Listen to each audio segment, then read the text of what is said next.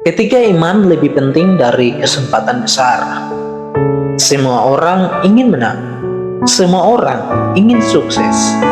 Tapi bagaimana jika kalau kesuksesan itu menuntut kita mengorbankan iman? Pada tahun 1924, seorang pelari Skotlandia bernama Eric Liddell lolos ke Olimpiade Paris.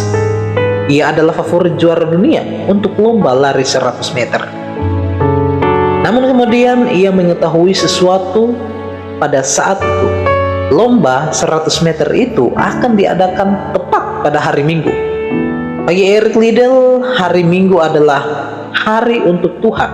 Itu bukan sekedar liburan, tapi waktu untuk menyembah Tuhan.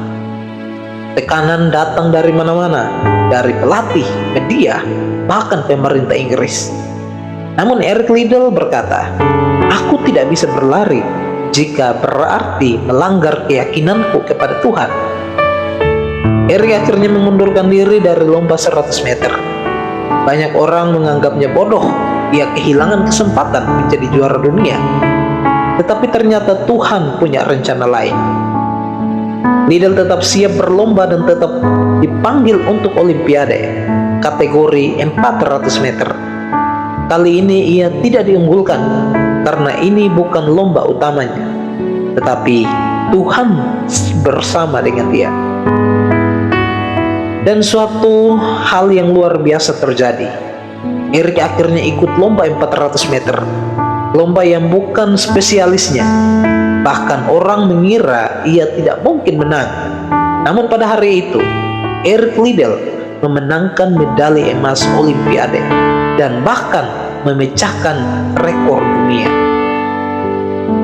Kisah ini mengingatkan kita pada Daniel di Daniel 1. Daniel juga hidup di lingkungan yang menekan imannya. Namun ia memutuskan tidak menajiskan dirinya, walaupun itu bisa berisiko bagi hidupnya. Dan Tuhan menghormati kesetiaan itu. Dunia sering berkata, sedikit kompromi tidak apa-apa. Tetapi iman berkata, tetap setia bahkan dalam hal kecil. Karena ketika kita memilih Tuhan lebih dulu, Tuhan sanggup melakukan hal yang jauh lebih besar dari yang kita bayangkan. Kesetiaan kepada Tuhan mungkin terlihat seperti kehilangan kesempatan, tetapi di tangan Tuhan kesetiaan tidak pernah sia-sia. Amin.